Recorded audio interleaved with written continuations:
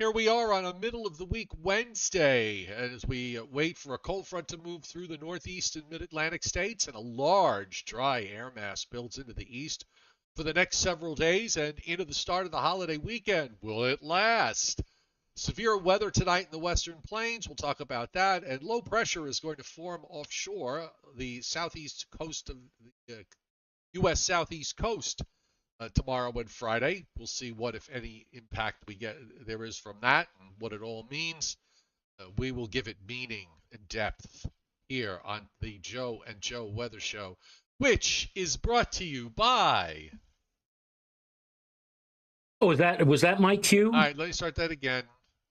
Which is brought to you by. It is brought to you by tonight, Omni Landscape and Garden Supply at 1226 North Wellwood Avenue in beautiful downtown Babylon, New York, West Babylon, New York, in the southwest corner of Suffolk County, providing you with all sorts of great stuff. Well, they could have provided you with sand and sold you a snowblower if you needed it over this past winter, which many of you did not. But now, lots of mulch. Yes, it's time to get out and do that garden and do it right with all kinds of gardening equipment, including mulch and topsoil and anything else you need, whether you're they're getting ready. Right. 631-756-1125 for the best prices in town. And of course, the website is OmniTrueValue.com and Tempest by Weatherflow. Get the revolutionary Tempest weather system and join the fastest growing observing weather network on the planet. Makes a great Father's Day gift, by the way. The referring link is pinned to the top of the chat board, and it's also on the descriptor to this video. Well, I mean, if you decide to make a purchase, and it's not just the Tempest Weatherflow weather station that's there, but they have all sorts of other gadgets and gizmos and clothes. So use the coupon code Joe and Joe Weather Show because you get a big 10% off. And let me tell you, if you can find any place better than that, well, they're few and far between. 10% off your Tempest weather, anything that you buy from Tempest. That's correct. All right, we managed to muddle through that one. Okay, we were here on Wednesday. I guess we should tell everybody. So here's the plan, folks. Unless the system that's off the southeast coast decides to do something inconvenient, like become a tropical storm or something, which we are not anticipating happen because it does look kind of cold core-ish, but you never know. But unless it does something like that, we are going to be off tomorrow, Thursday, Friday, Saturday, and Sunday. So we will be back after tonight. We will be back Monday evening at 7:35 p.m. Eastern Time. I know. I can see the tears. I can hear the wailing and gnashing of teeth and bitter disappointment. But we need some time off too. So this is since the weather looks kind of calmish, we'll take advantage of that. I had a beautiful day here. It got down to 48 here this morning. 72 for a high this afternoon. The dew points were nice and reasonable. It was a perfect day, Joe, to get a flat tire. Did you get a flat tire? I did. Wow. Got a flat tire.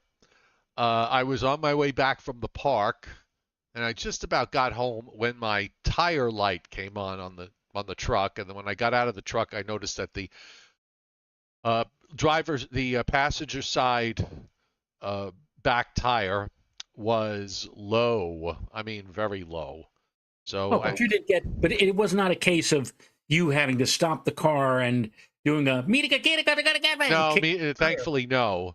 Because the way they put the spares on these trucks, it's almost you got to really know what you're doing in order to get it out. But I didn't even want to bother with that. So I drove it back. I drove it to the tire place here in town, Thomas's Tires, and they fixed it. Of all things, there was a drill bit in the tire. Wow. A drill bit. So what happened was he fixed it, and then he found that after he fixed it, he he found there was another pinprick size leak going on, so they had to take the tire back off and fix that too. But they finally got it done, and I was back on my merry way. Knock on wood. So hopefully, when I go out tomorrow morning, it's still in good working order. That's my hope. Well, at least it wasn't something that could have been or could have resulted in something cataclysmic. No, I had years and years ago in the mid 1980s. I had a Pontiac Fiero, and with the brand new, and I don't even think I had 10,000 miles on it when the one tire blew out, Wow. and then a few weeks later, the rear tire, and then a few weeks later, the other rear tire blew out while I was on the highway. So that was kind of odd, and that was an experience. It was a nice looking sports car too, but that was in my sports car days. Then I went to trucks. Yeah. So anyhow, I am at this stage. We're at Wednesday. I feel pretty good about the idea that the weekend, for the most part, should be okay. It may not be a raging beauty of a weekend in terms of sky condition. We'll probably have some cloud issues from time to time. But I really think that unless something really bizarre happens, that the upper high looks to be too strong. So even that southeast moisture is going to try to come up. It's going to hit that high and just disintegrate. And I'm going to stick with that idea that the weekend's going to be okay. I can give you, and those of you who are pro wrestling fans, here's my analogy to the big high pressure that Joe just mentioned. Pretend, if you will, that the big high pressure zone was the pro wrestler known as Haystacks Calhoun, who was 601 pounds, Joe. And then you have... It wasn't Ravishing Ronald? No, it was not Ravishing Ronald. It would be Haystacks Calhoun. And you've got the Storm as a moderately good, but 275-pound, heel, as they call it, the bad guy, who bounces off the rope to go into Haystacks in an attempt to knock Haystacks down. But instead, what happens is that he bounces off of Haystacks' 601-pound mass and gets flattened immediately, to which case Haystacks then sits on his opponent, and that ends the match. And basically, that's what we're looking at, I think, now. That Storm that's down over the southeastern states, he's the 275-pound wrestling heel who's going to attempt to shove this big Haystacks Calhoun high out of the way with little success. And so the high will win out. We will end up with, I agree with you, it looks like a fairly nice weekend. We may pick up a few patchy clouds around Sunday and again on Memorial Day Monday. But in my eyes, this looks like a very reasonably good holiday weekend for a change on Memorial Day weekend.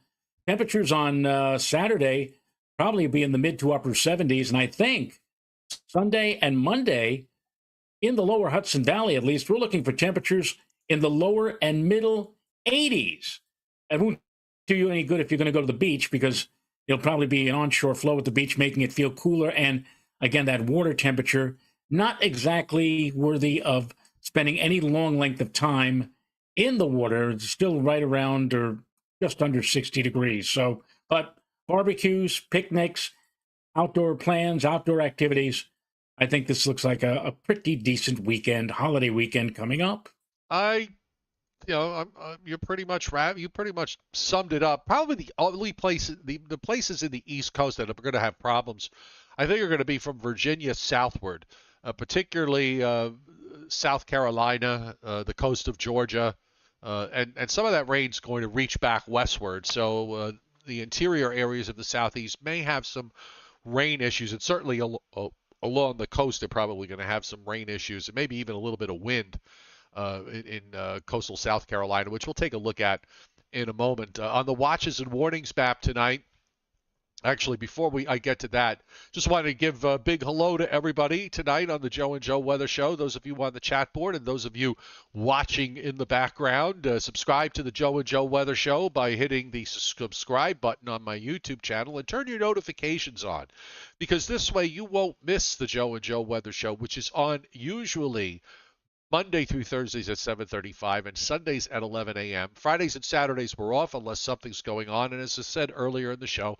we're going to be off tomorrow, Friday, Saturday, and Sunday, and then we will be back on Monday unless something, apocalyptic happens and that forces us to be on. But not much in the way of warnings tonight. We do have some severe weather in West Texas and in eastern New Mexico. Severe thunderstorm watches there, and also a few flood watches, flash flood watches, and a couple of severe thunderstorm warnings in play. Some flood watches up in southeastern Idaho and northeastern Nevada. Air quality issues in Iowa. Frost and freezes in Michigan, northern Wisconsin, and northeastern Minnesota. But up and down the East Coast, nothing adverse enough to warrant any kind of watch and warning. Now, here's the surface map, and you see the cold front that's now pushing through Maine and New England. It's just north and west of the coast around New York City, northernmost New Jersey, crossing Pennsylvania. Then it kind of stakes through Ohio and Indiana. And that is a very big high. For this time of year, a 1035 high sitting just west of James Bay and extending down into northern Lake Superior. That's a very, very strong feature for late May, and thankfully so, because that is really going to be, that's the high that you described, Mr. Rayo. Yes, that's every bit as large as Haystacks was, God rest his soul. Yes. I mean, it's going to be difficult for any kind of disturbance to try to move that thing, and since this is coming down and over the Northeast just in time for the holiday weekend, I think we can be fairly well confident that at least across the New York, New England region, this is going to play out to our advantage. As you mentioned, Joe, the storm is a small but rather potent and rather wet system, which may provide for the Carolinas, for example, and coastal Georgia too, some significant or copious rainfall. And along with that, the combination of the big high to the north and the tightly wound system, or the system that'll be tightly winding up along the southeast coastline, a pressure gradient that could lead to wind gusts 30, 40, maybe even excess of 50 miles per hour. And again, the question for us to, break a 4-day holiday and for us to come back would be whether or not this develops perhaps a warm core enough so that the Hurricane Center in Florida has to make the consideration that this is not just your regular coastal low-pressure system, but maybe a possible tropical or a one with tropical characteristics, which may lead them to perhaps even designating it as a tropical storm, or right, maybe even a subtropical. Maybe in the aftermath of all of this, in August or September, when they look back on this, they may say, hey, you know what? That system right around Memorial Day, that really was a subtropical storm, just like they designated that storm in January a subtropical. Right. Well, yeah, and the thing is, it's a technicality, because it really does. It's not as if the weather magically changes it to something far more adverse. If it winds up just being a gale center, a small gale center versus a tropical storm, the outcome is going to be the same for the Carolinas. I think the only issue that I would say that if it does become a tropical storm, my concern might be that it generates more rain, and that maybe that rain or a band of that rain tries to push northward up the East Coast, although it's still going to hit that big ridge and just basically disintegrate, which is what the models are implying. So I don't think it really makes a big difference in terms of what the weather outcome is in the southeast, whether it's tropical or non-tropical. Well, like I said yesterday, the news media does make it a big deal. If it gets a name, all of a sudden it's Armageddon. If it doesn't get a name, well, it's just a big old-fashioned cloudy, rainy, showery weather maker. I mean, what's the big deal? So that's the difference between a name and a no name. and of course, a name the people in charge of news departments at TV stations immediately grab onto that in order to use it to try to generate higher ratings. But as you just said, Joe, the bottom line of it is whether it has a name or not, it means a period of rather unsettled, disturbed weather with lots of wind, lots of rain, lots of cloud cover, and wherever that system is affecting, not a very pretty picture for a few days. Meanwhile, on the northeast loop, I mean, we clearly had another smoky day of sunshine, but you'll notice the bright white clouds that are now moving into the coastal areas and extend up into Maine. So the front is moving along. But I would call your attention to the part of the satellite on the upper right, okay, that you're seeing all that darkness, and you're not, that really dark green from the topography. That is, for the most part, air that has far less smoke in it in the upper atmosphere. And that air with the northerly flow that's going to set up aloft should finally give us a break in the northeast and northern mid-Atlantic states from the smoky sunshine that we've seen. And that would be a nice break. As Tom Contino has been mentioning more often than not on the chat board, never seen smoke like this persist for weeks. And I'm getting tired of this. And yeah, I'm sure we all are. We'd like to see, from the standpoint of an amateur astronomer, for example, yours truly, I'd like to have a few nice, clear, transparent nights. And the annoying thing about it is that the pattern that has been bringing this smoky air into our area is normally the pattern that brings us lovely, transparent skies, blue skies, low humidity, but not this go-around. But this go-around right now, with this front, with the showers that is produced, and I picked up almost 1/10 of an inch of rain today, helping to cleanse the atmosphere a bit, and hopefully it looks like we will see a diminishing of the haze during the day tomorrow, so much so that by the time we get to later tomorrow into Friday, looks like it'll be very nice, bright blue skies, puffy fair weather clouds. So yes, we are finally getting a little bit of a break from the smaze, if you will, that we've had to deal with for a while. Fair amount of thunderstorms tonight in Florida, although they're starting to diminish in intensity. And they also extend out east into the Bahamas. And this area here, part of an old frontal boundary, is where we're going to get a low that's going to develop tomorrow and Friday. We'll come back to that momentarily. Meanwhile, you also see in the western plains, heading up into eastern Colorado, western New Mexico, some thunderstorms with lightning strikes going on there. We've got some severe weather in play in that part of the world. The front in the northeast is weak, so we don't see anything convective there, no lightning strikes. So that's a plus. Well, it's coming into a dry air mass anyway, and that's really didn't have a whole lot to play with regards to high dew points and that kind of thing. And here's what it looks like on the latest radar. A lot of rain up in Maine, but then the bottom tail of showers, mostly on the light side, although there's a little couple of yellow dots in there.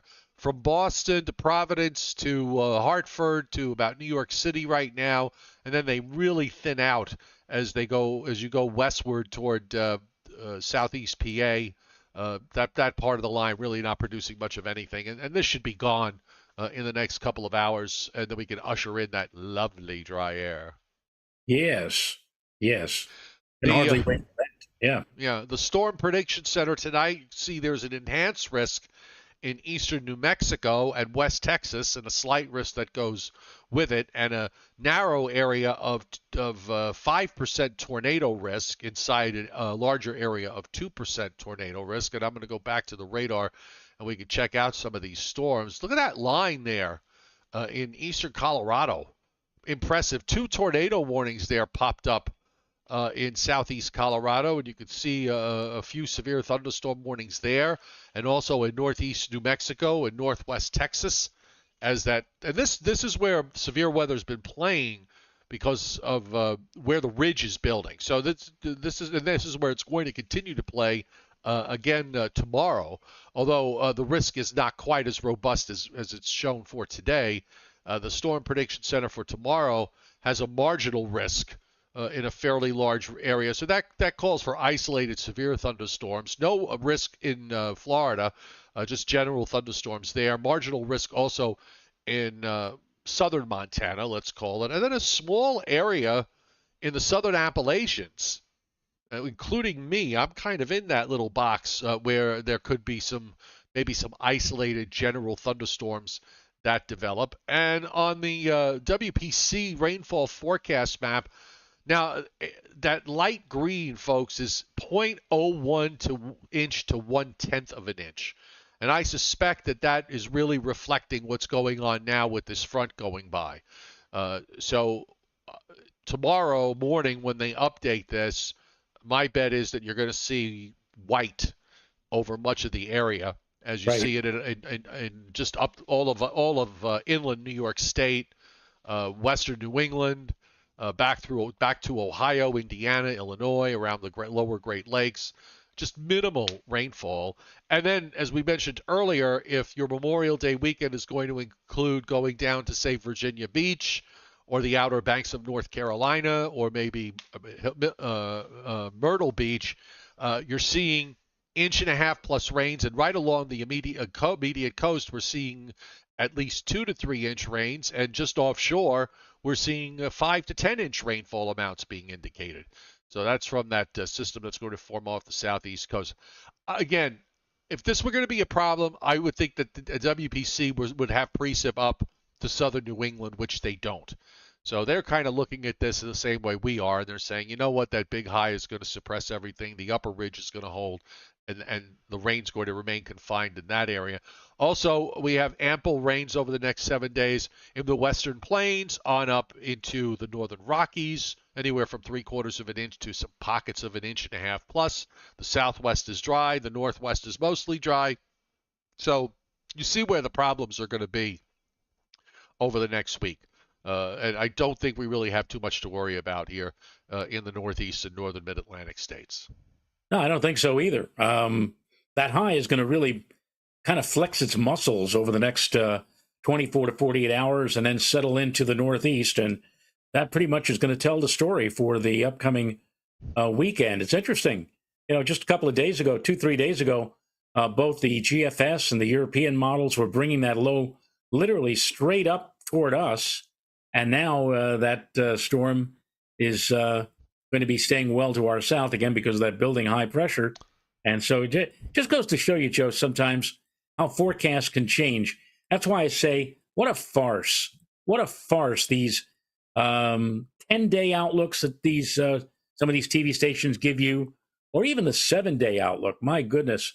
I mean, as I said, if I had my way, I'd keep the extended forecast to 5 days or less. But, of course, I don't have my way. So this TV station just go in their merry way and give you the impression that we have the ability to forecast. And yeah, sometimes we do, but more often than not, we don't. 7, 8, 9, 10 days out. I mean, come on. I mean, if you could see with us. I mean, up until yesterday, I was saying guarded optimism that we may have good weather for the holiday weekend, for the entire holiday weekend. A couple of days ago, we were talking about, well, there may be more clouds than sun, and even, 3 days. Models did not anticipate, if you recall, this, and I'm drawing it on the map, the big upper high that's over the Great Lakes. That, it's sandwiching itself between the flow that's the northwest flow in New England and the upper low that is down in the southeast. If you recall back days ago, and I'll just take this off and I'll just draw over it. I'm using the European here. A couple of days ago, the flow at the end of the weekend was supposed to look something like this, where you had, this troughing down the East Coast and basically a southwest flow right along the immediate coast that would have brought any system down in here, would have just come straight up. But didn't work out that way. No, it didn't. It didn't.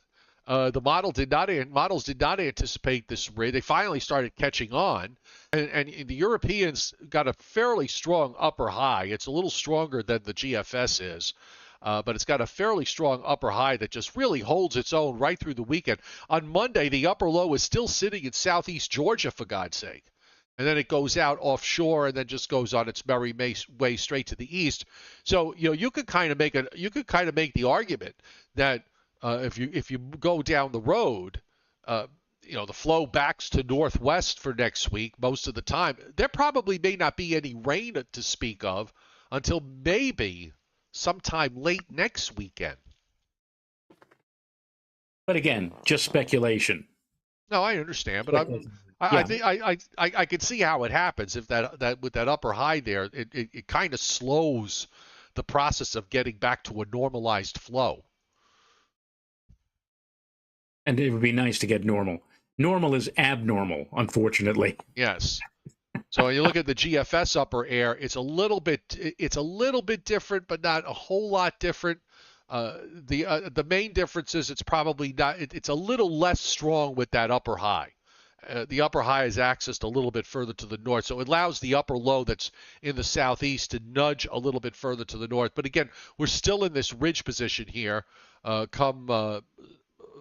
right through the Memorial Day weekend. So unless a band of rain were to sneak northward, the thing is, once it gets north of Virginia, it runs into that ridge and into a very stable atmosphere. Any rain band that were to survive that would get underneath that ridge and just pretty much disintegrate over time. So other than clouds, I really don't have too much concern with respect to the weekend.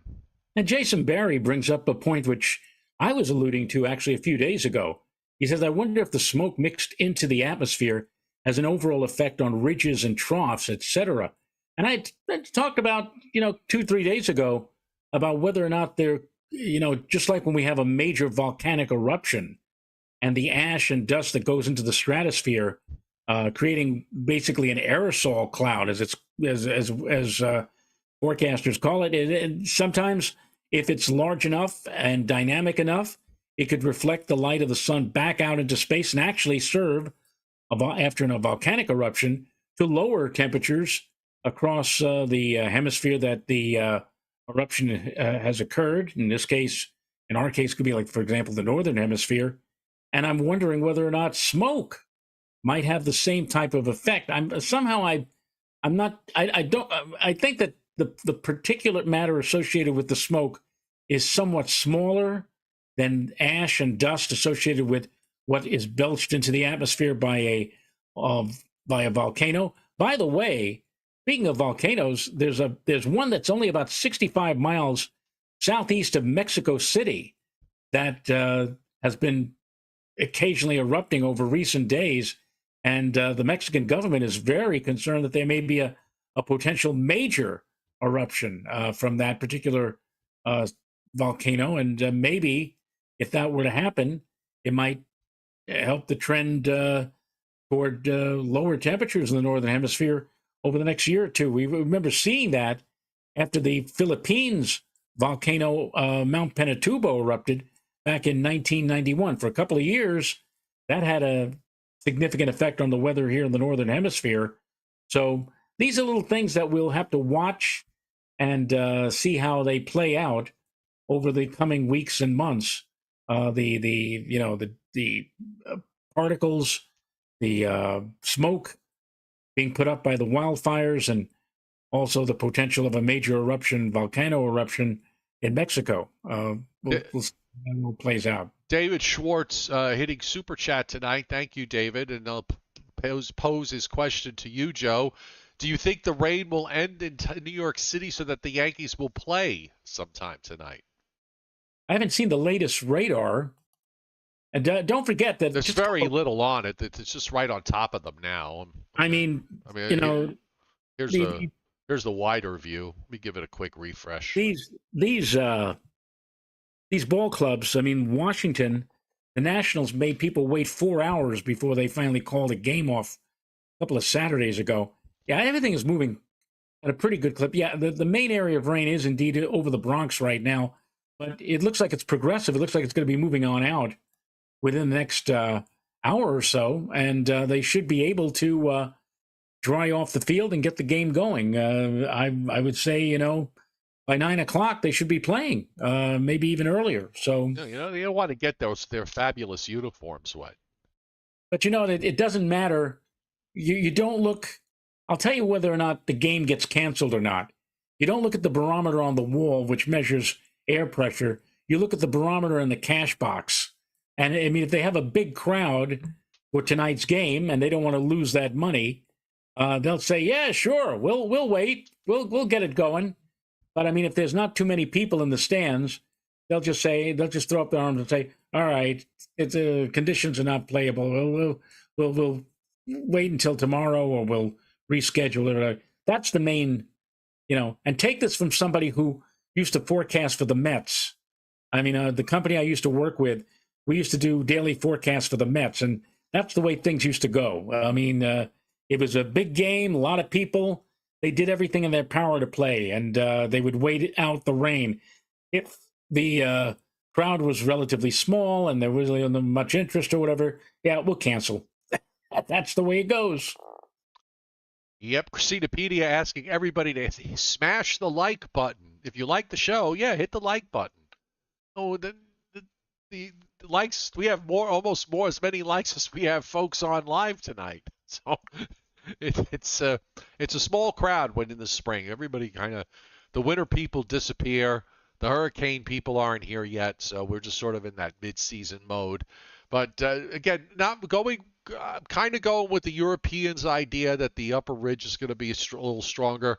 And watch what's going on. All the development in terms of lows this week have been off the southeast coast from the Bahamas northeastward. Another one is moving out to the northeast tonight and going out to sea. But that area of lower pressures in the southeast and in the Bahamas continues, and this is where we get another low that forms late tomorrow night. You see it there, that 1,007 low in the northern Bahamas with a broad area of rain grazing the coastline, and eventually that low does strengthen a little bit as it moves towards the southeast coast. So the gradient's actually a bit tight there in the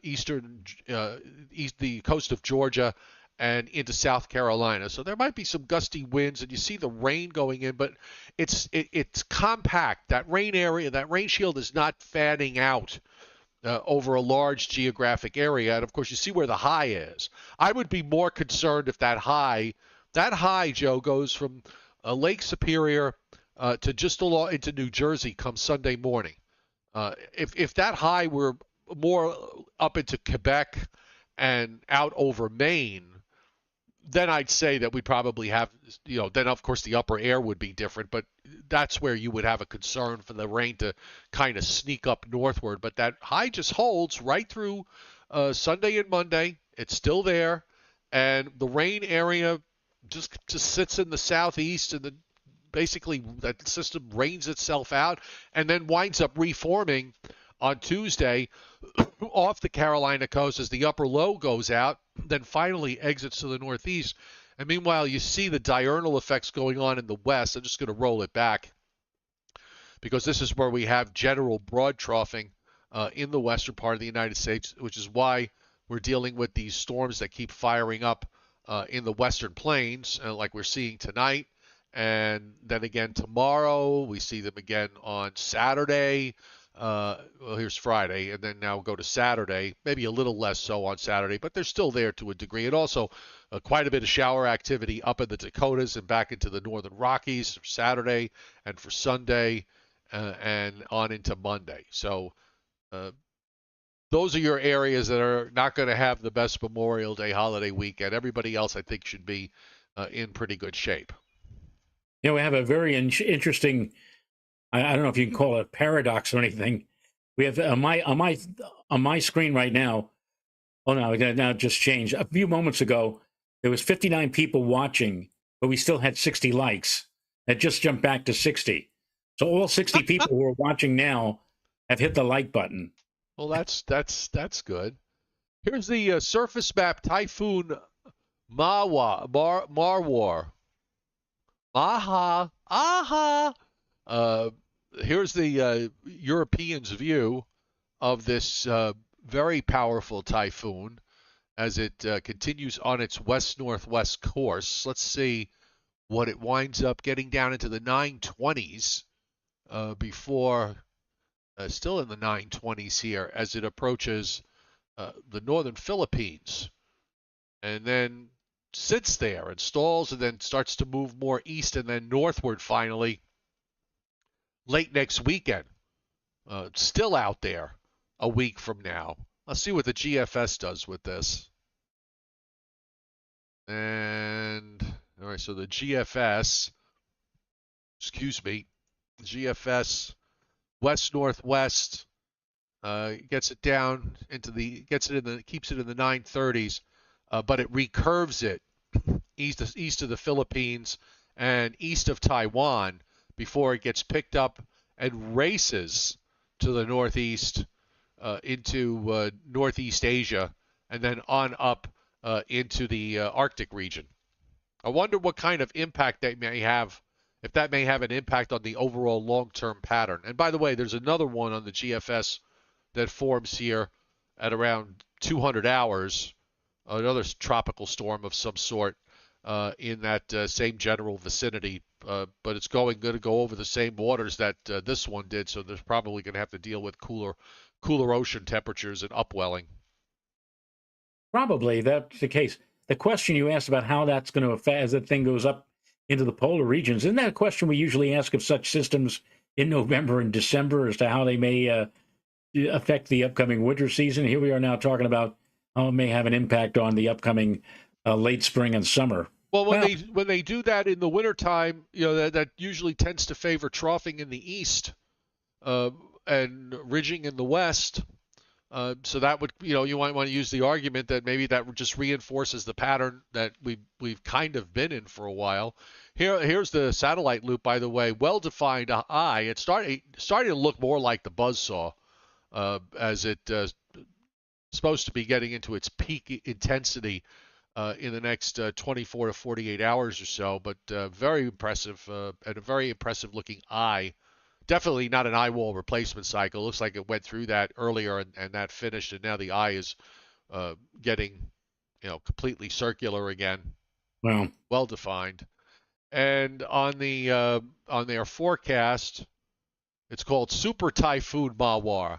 130 knots, Joe. 930 millibars. 14.1 north. 144.1 east.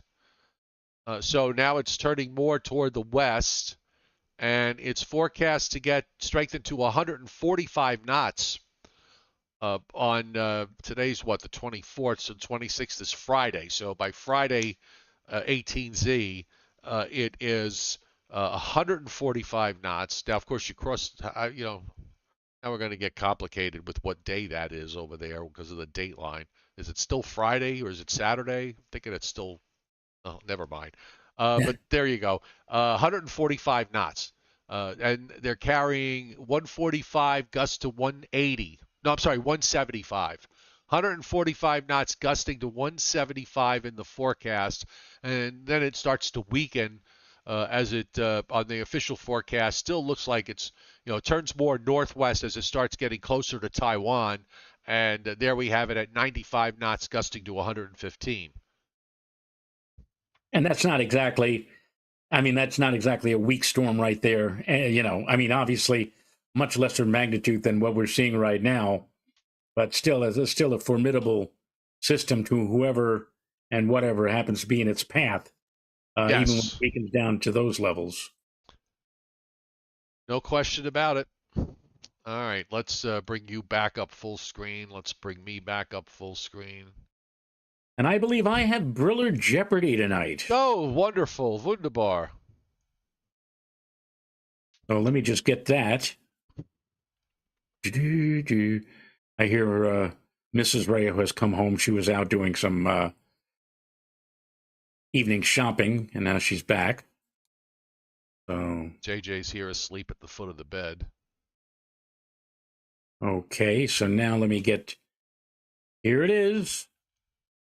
And this is, again, the most recent Briller Jeopardy from Mr. Briller. And he says we will continue the series on Briller Jeopardy with most common words. This one begins with I and J. I and J. So the first is the letter I. The 5 most common words that begin with I. Well, there's I. That's a 1. Is. That's a 2. Isn't.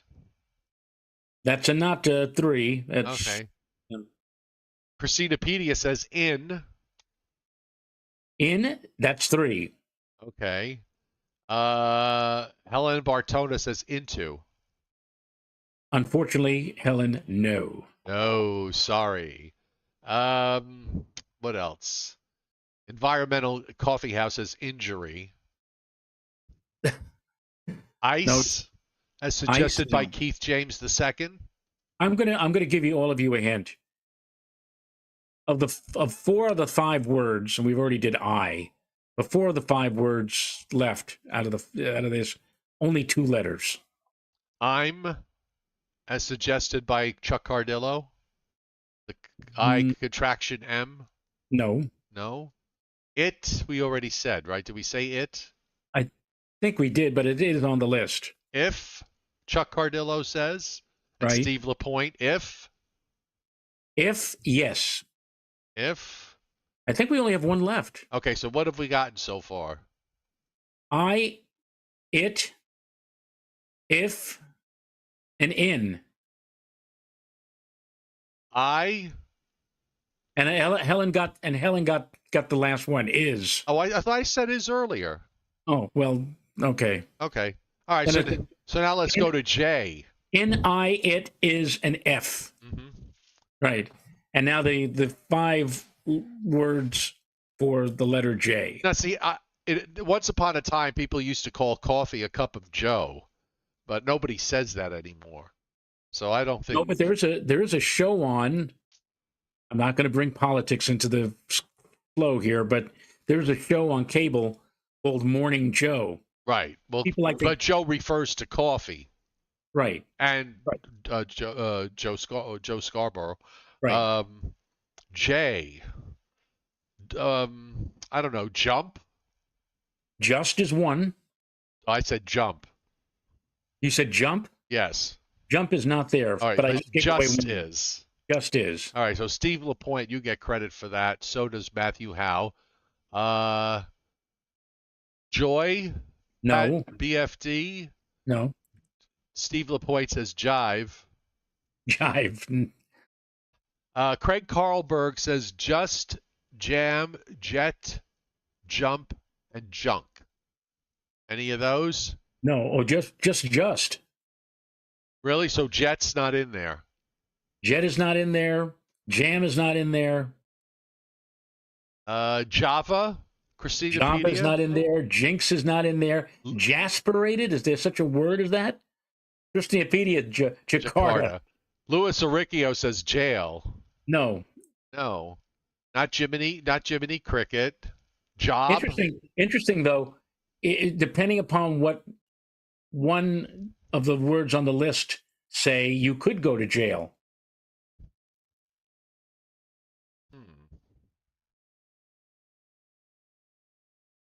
What about job?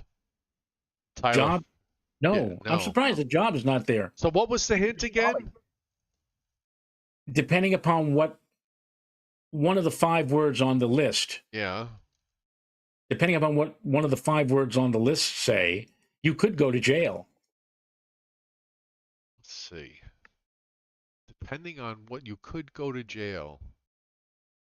Well, if you're a jerk, you could go to jail. But jerk is not on there. This is not easy. Judge is not on the list. No. Okay. But who would the judge speak to? The jury. The jury. The jury. Right. Well, Rick B says joint. No. No.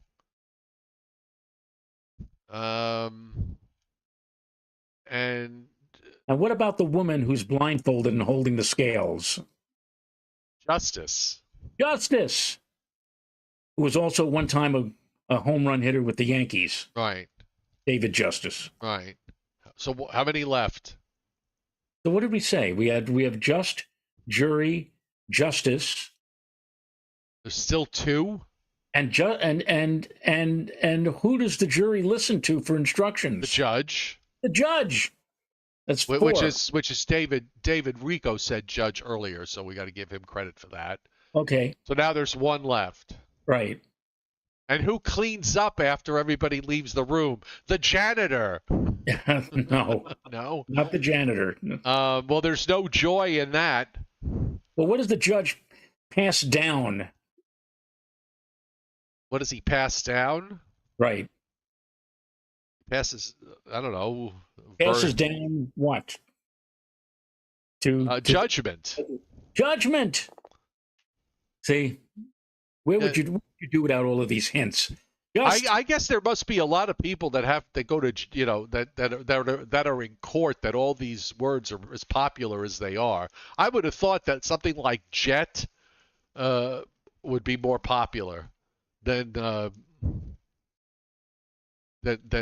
judge, the legal system, the legal term stuff. It's interesting. 4 of the 5 words have a legal connection. There's just, of course, but then there's jury, justice, judge, and judgment. Okay. And in fact, if this were password and the word was judge and you said judgment, Alan London would say, roughly a form of the word. I'll give you one chance to give you the precise word. Yes. All right. Well, you know what? I'm not going to prolong this agony with a preposition. I can tell you that in and into are prepositions, but there's no preposition that begins with the letter J. So you can breathe a sigh of relief that I'm not going to torture you with that. So okay. All right. So I think we could pretty well wrap it up tonight. I think so. We're going to be back on Monday. Monday, folks, unless that southeast system goes haywire, we will be back Monday at 7:35 p.m. Eastern Time. And in the meantime, just a reminder that Father's Day is coming up, and what better gift that you could give Dad is a weather station. Tempest by Weatherflow.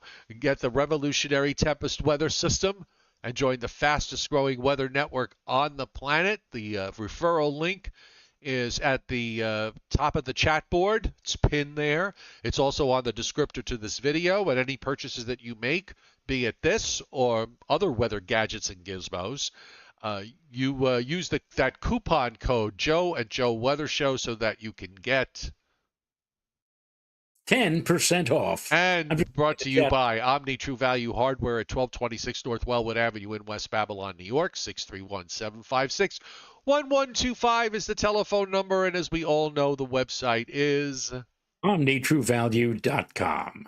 All right. I got no plan. Oh, actually, I do have plans for Saturday. My grandkids are coming up, so we're going to go fishing on Saturday. So that'll be fun. Well, the only plans we have, and Renata is rapidly preparing for it, and I mentioned it earlier, is that at the German-American Club here in Putnam Valley, 11 Kramers Pond Road, if you're in the neighborhood on Saturday, their big tag sale. And believe me, if you're looking for stuff, well, there's a place to go to, because they've got a whole clubhouse filled with stuff. I know, because tomorrow they're going to be setting up all the stuff. So, and they should have good weather for it, so why not? Sure. What time? Probably from 9. Oh, it starts at 9 in the morning and will run to at least noon, probably more like 2 or 3 o'clock in the afternoon. So, are you involved, sitting over a pool where somebody throws a ball and if they hit the target, you fall in and get wet? That's not what a tag sale is all about. All right. I'm sure, though, that if we had that set up, we'd get a lot more people just to have the privilege of doing that to me, but no, we're not doing that. So if they go to the tag sale and they use the coupon code Joe and Joe Weather Show, do they get 10% off? Not likely. The president of the German American Club is trying to get as much money as he possibly can for the club, so there are no discounts. So they could all go on some cruise, some gambling cruise to Yes, some exactly. exotic Caribbean island. All right, all right, everybody. Have a great night. Have a wonderful and safe holiday weekend. We want to see everybody back on Monday in one piece. Okay, enjoy yourselves, and we'll see you then. Happy weekend. I don't want to say happy Memorial Day because that doesn't work. But No. have a happy Saturday and a happy Sunday. Enjoy. We'll see you on Monday. Nighty night. Nighty night, folks.